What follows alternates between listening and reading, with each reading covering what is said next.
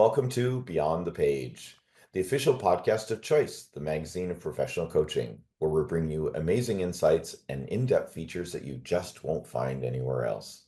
Hi, I'm Gary Schleifer, your host, and I'm excited to expand your learning as we delve into the latest articles, have a chat with the brilliant authors behind them, and uncover the learnings that are transforming the coaching world. Take some time to join our vibrant community of coaching professionals as we explore groundbreaking ideas, share expert tips and techniques, and make a real difference in our clients' lives. This is your go-to resource for all things coaching. So let's dive in. In today's episode, I'm speaking with teacher and speaker Ina Gjikondi, who is the author of an article in our latest issue, Climate Consciousness and Coaching, Making the Connection. The article is entitled The Call of the Wild Wolf, Coaching as a Path to Restore Wholeness in Ourselves and the Earth. A little bit of Ina. She holds an EDD, an MPS, and is in a PCC. As I said, she's a teacher, a speaker. She's also a mother and a poet who embodies creativity and innovation in every aspect of her work. As the Director of Executive Education and Coaching and the founder and director of both the get that, ECO, Leadership Coaching Program and the One Humanity Lab at the George Washington University Center for Excellence in Public Leadership, Ina is dedicated to co-curating transformative learning experiences that expand consciousness in the world. Her research and teaching delve into innovative approaches in coach education, emphasizing whole person and whole system leadership to foster deeper understanding and growth in individuals and communities alike.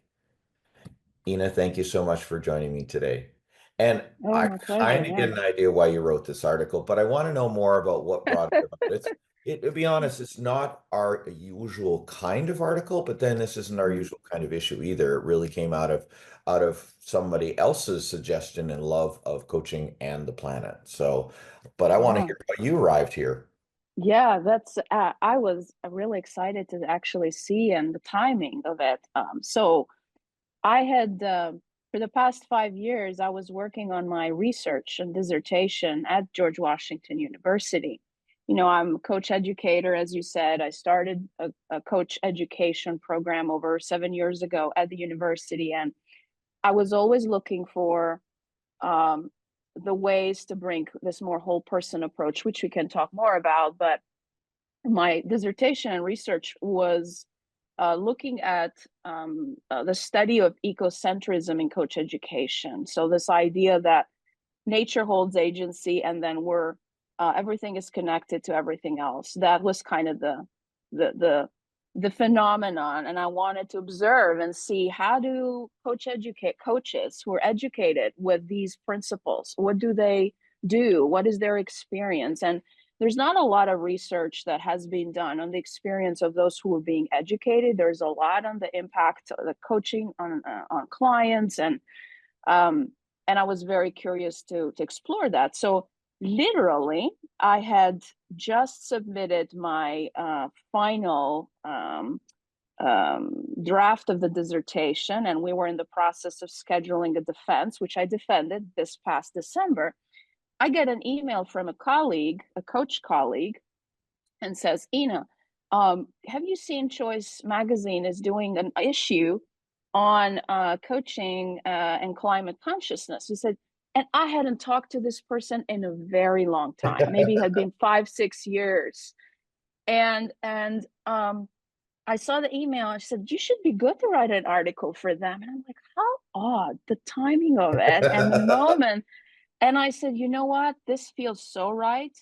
And I will tell you, I was so burned out with being in the research for a very long time. Yeah. I didn't want to write a thing anymore.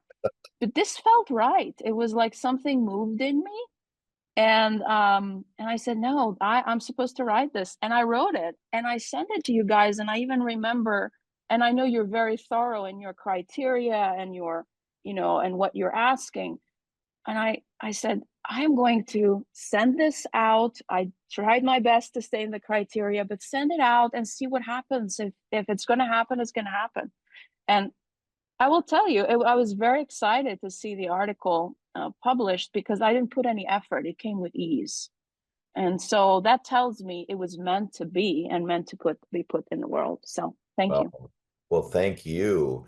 Is it really, I mean, it's really is impactful, an amazing story. I mean, you tell the tale of the wolf and the Yellowstone project. I mean, I was like, wow, how amazing that one animal can impact an entire ecosystem. So for our Um, listeners that have not maybe not read the article, there's a story in there about the destruction of all wolves in Yellowstone Park in 1929, yeah, something something around that. around Yeah. that time, and the impact it had on the ecosystem, like almost destroying it. And somebody realizing in the 70s that ecosystems are necessary, and the reintroduction of the wolf. And so that's just a blows me away story. It reminds me of the game Jenga, where it has the bricks and you keep pulling out a brick, and if you pull out the wrong brick, everything falls. That's Yeah. that's what went through my mind when I was rereading it this morning. Well, that's kind of how it is. I mean, we are we're a field of human experience and non-human experience, and this field holds so much memory. And I think what the article, in a way, is speaking to is, in a literal form, yes, when something is taken out of the that field of remembrance, in a way, then we're longing for it. We're seeking to bring it back. It's in our system because our bodies are that system. We hold so much remembrance. I was thinking about, the wild, this idea of the wild. Like, what is the wild? It's not just the wild wolf in the ecosystem, it's parts of us that have been maybe tamed, forgotten, not remembered, ignored. Um, when I was a little girl, I used to do a lot of, I spent a lot of time in nature with my grandparents. They lived up in the mountains in Albania.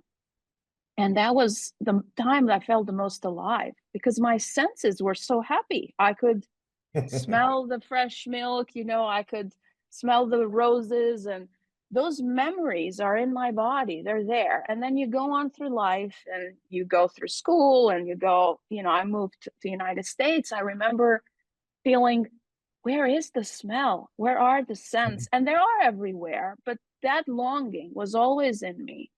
And Right. and to restore that into the system, to bring that back, that sense of aliveness, it's not that hard, but our modern lives are not designed to be a feast for the senses, let's say. we Well, we we yeah. started off this call about declaring where we were. I'm on the 32nd floor of a Yeah. building, the sixth floor of a building. Like, where's the nature? Where's the senses, the stimulation, right? And nature is not the only way to stimulate the senses, because it's it's a shortcut, a great shortcut to come to our um, habitat. Even the word nature and humans, it feels like a separation because we are nature. This is our habitat. We're part of it. We've evolved a certain way, and that's part of the problem, because you know, we've created this uh, instrumental value system where we're using nature in ways and that we're not always honoring the non-human or the our habitat, and that's part of some of the disasters that we have in the world and climate. And we don't need to go into that because there's so much research, Well, but yeah. And that in a certain way, that's why this issue, right? Because of yeah, absolutely. you know, you And we get sick. We've gotten sick, so yeah. Yeah. Well, and look at the perfect example of COVID and the impact on nature for us humans is not being out there in our cars and in industry. Right. Animals coming Right. back into cities. Well, animals coming into cities that weren't normally in cities, like Yeah. bears and Yeah. elephants and things like that. That you touched on the word rewilding.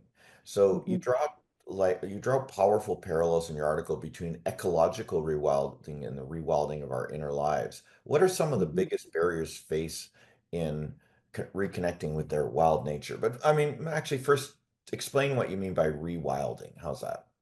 Right. Yeah. Well, the rewilding is really another way to say it is remembering. Um, it's Uh, not that it's coming in touch with the parts of us that know, that we have missed, that we have forgotten, that need that primal connection with the land, that need that primal connection with the experience, the senses.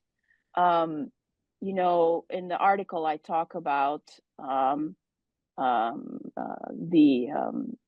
uh, Pinacola Estes, and she talks about the archetype of the wolf. That's why the wolf was used, and as the as awakening that part of us that is awakens the instincts, other ways of knowing, or rather more than human ways of knowing, because for many reasons, whether that is the our education system, the scientific management, our dominant ways of knowing, which are mostly anthropocentric, which puts human at the center. That was part of my research too, looking at more than human ways of knowing. So, what are some uh, ecocentric ways of knowing when we look at maybe indigenous science or new materialism or ecophenomenology? They have a more holistic way of looking at the world that is not just human centered. And I think we we've adopted. I mean, there is our modern lives have become so complex and complicated that we forgot them and we forget. And so the rewilding for me is remembering, coming back into our sense of senses. And it's not just I have a personal story with this. When I mentioned earlier, I moved from Albania here years ago to come to GW to do my studies. And um, at some point, I think it was 2015 or something, I got really sick. I got really, really sick. And it was um, it was a significant burnout. I had to rewild myself. I had to restore myself. And I got to know myself in a new way. But that came by connecting to myself in a new way, connecting to nature in a new way, understanding my biology, my body in a new way. Like, who knew that part of me, there is a mitochondria that is billion years old, so there's still in there. We have a ancient body with a modern mind. It just doesn't work. So it does work because we have to make it work. But that's the point of rewilding, is not doing anything new, is acknowledging that we have in our humanity something bigger than what's in, and our bodies are the vehicle for that. And so to come to that self of rewilding is to remember that we are part of this bigger field, that we are part of the animals and the trees, and they're our ancestors, they're our friends, so they're our community. yeah. Well, and you said it too. We are one, right? We are, Yeah, and it's yeah, we are. remembering. I love that you said rewilding is also synonymous in this context with remembering, Yeah. right? So speaking of people on the 32nd floor, how do people like us in this modern world with our modern minds incorporate rewilding on a regular basis? Well, um, I've come to, yes, we said nature is a great way, but we're in the 32nd floor. I'm in the sixth floor. I have found that the best way to do that is to come to our own bodies, because our body, as I said, is part of that extended nature.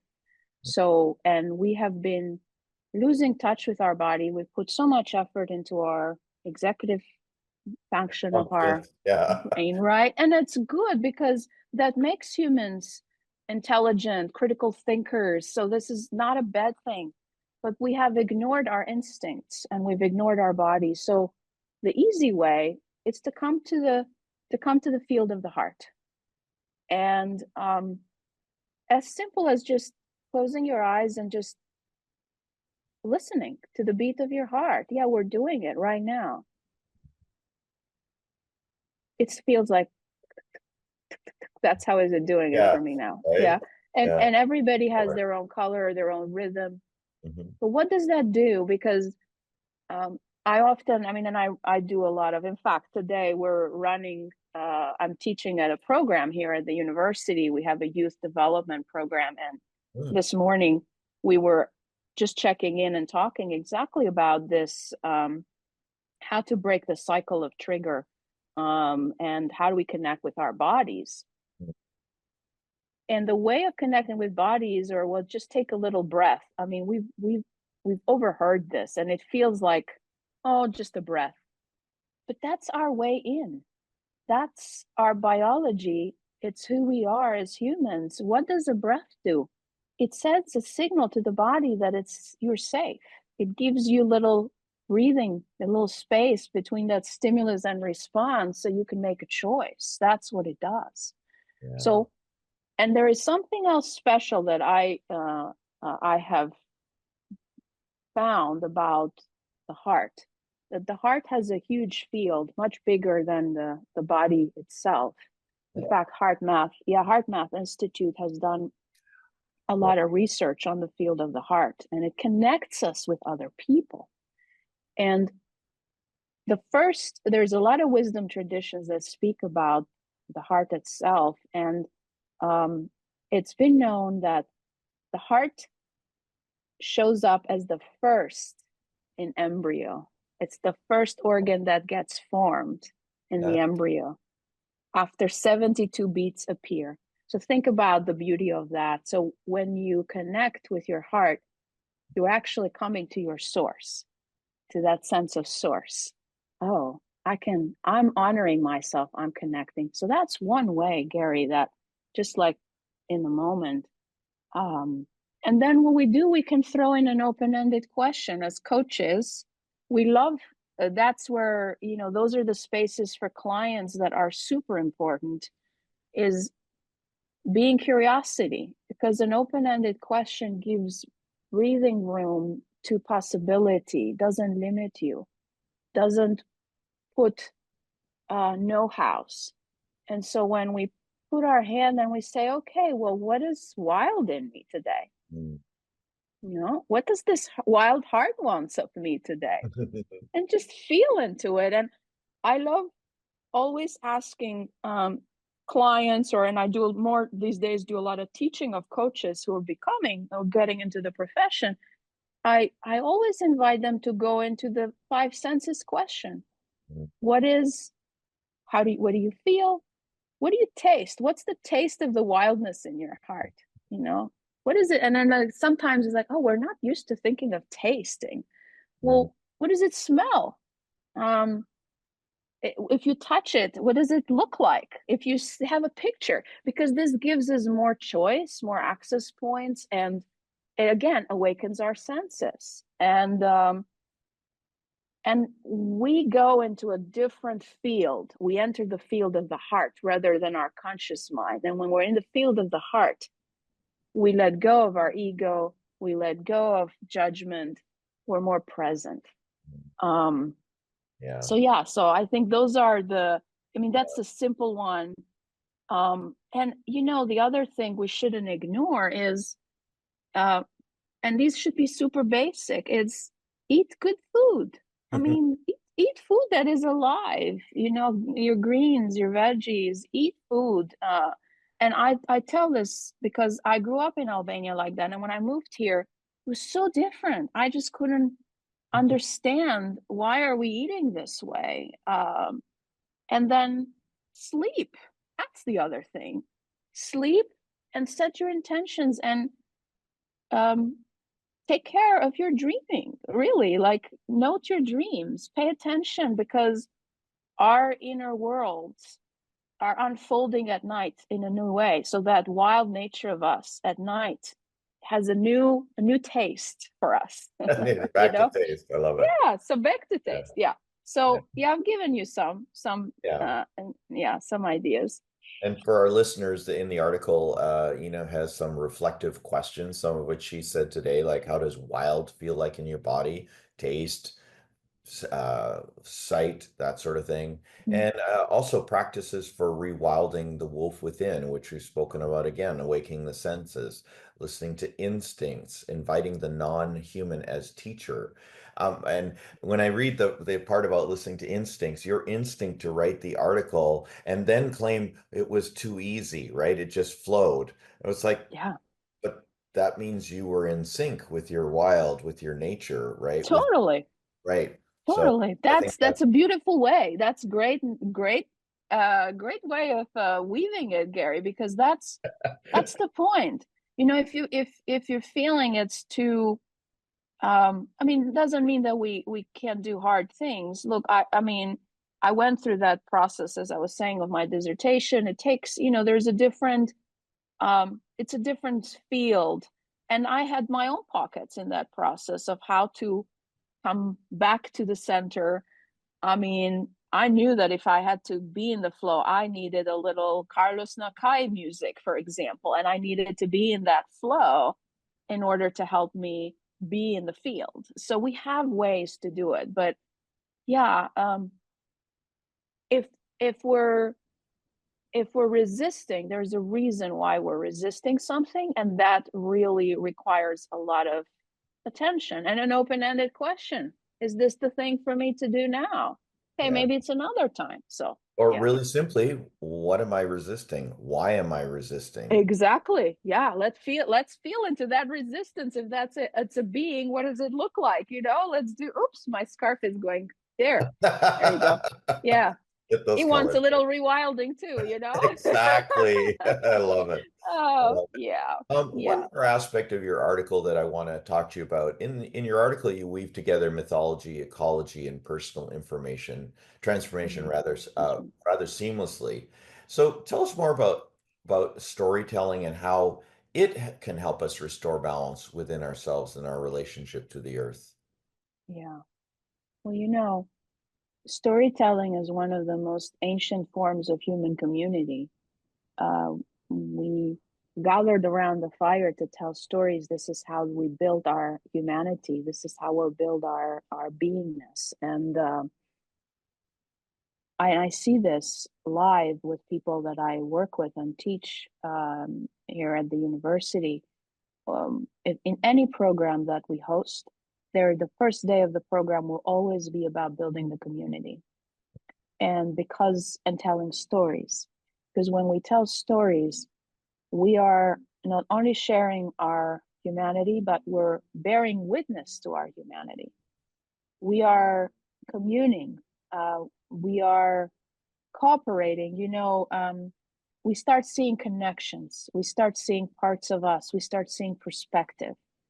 And I remember years ago, um, I was talking with Elizabeth Saturis, who was an evolutionary biologist, and she would say, this is the era of communing, of coming together as a species. And she said the early bacteria knew how to do it. They cooperated because they, you know, they bonded together so that they could use less energy and thrive. That was their way of thriving. Oh, We've interesting. transcended. Yeah, that's a, and by the way, her work has been very transformative for me. She passed away last December, but really beautiful work, and very simple and profound. And she's done a lot on systems thinking as well. And remind But me, what's the name again? Elizabeth Saturis, but Elizabeth with a T, and Shtourris, I think so. Great. I can put it also in the chat for you. But she's yeah, I had several conversations with her in the past, and I remember also her focus was supporting young people. That was a big part of her legacy, and I think she supported me in my own thinking and as a mother. Uh, so so communing is our way of bearing witness to one another, and I think even in coaching spaces, when we work with clients, that's what we're doing. We're holding space. We are allowing them to bring their story, their sense of being in the world, their inquiry, their questions, and we hold space, we create a field together. And in that field, things evolve, things emerge, things happen. I've had clients where at times they've spoken straight for 20 minutes after we set our goals and the agenda. And then they're like, okay, I know what to do now. And I said, wait a minute, how did I do that? Like, what happened? A lot happened. It's not that me as a coach, I didn't do a thing. I didn't say a word, but the I word know. means I nothing, love those right? calls. They just blow me Yeah, away. because we say a lot by our beingness, by the way how we hold our energy, how we stay present. We don't have to say it in words. There was this journalist, National Geographic journalist, who lived 2 years with the tribe of Mayoruna, and they communicated telepathically. They didn't know the language. They only spoke through this field. How is Mm, that possible? Very possible, because language came after. Language evolved after. yeah. So words and language, or what Maya Angelou used to say, it's not what the person said, it's how the person made me feel, because Mm, you feel it.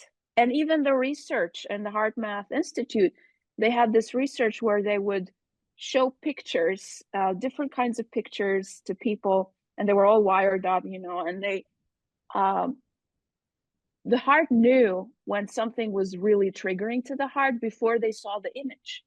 So if there was like a very disturbing picture, there was more movement, a certain movement. If there was a beautiful lake, the heart rate variability was more stable, was more smooth. right. So yeah, so that's why I think storytelling is a form of connection, is a form of witnessing. Um and when we hear ourselves in that space, we connect to the parts of us again that maybe have been um not noticed, forgotten, and we Disconnect. remember. So Yeah. yeah. Wow, thank you. And just that powerful story about the wolf. I'll never forget that one. I won't remember the details necessarily, but I'll remember the Yeah, story of the wolf. And then yeah, that's the beauty of storytelling. You tell it to yeah, me, I tell it to somebody else, I tell it to yeah, somebody else, and it evolves and changes and serves when it serves, right?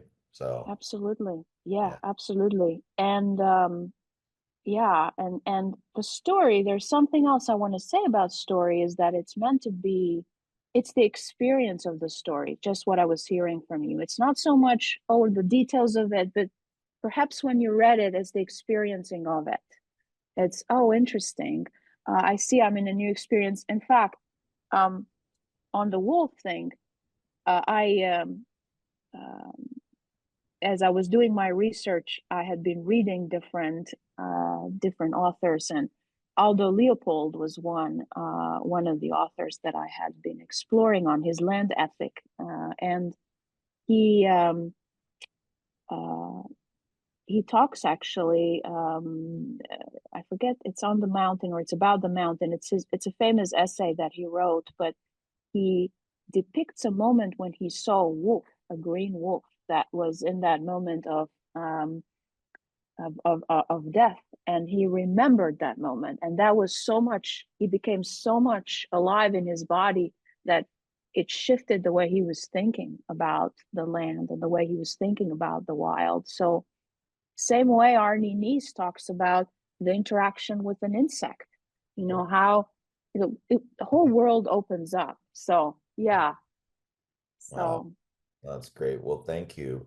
And thank you for writing this article. I mean, seriously, it's very memorable. There's some really great points to read, process, learn, reflect on, and little things that you can do for yourself and for the planet. So thank you. yeah, What my else, what pleasure. would you like our audience to do as a result of the article in this conversation?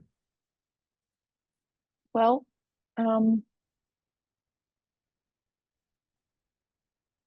I really would invite people to, I mean, I mentioned a few things that you can do immediately, but it would be really wonderful if they could even just take a moment to notice the wild in them, and and use those little uh, prompts of the senses, not just to not just and close your eyes when you do it and feel into it, and give it a chance. And actually, this is the great tip, and I say this to our when we do the learning in our classrooms. Honor the input and the information that comes to you in the first 30 seconds.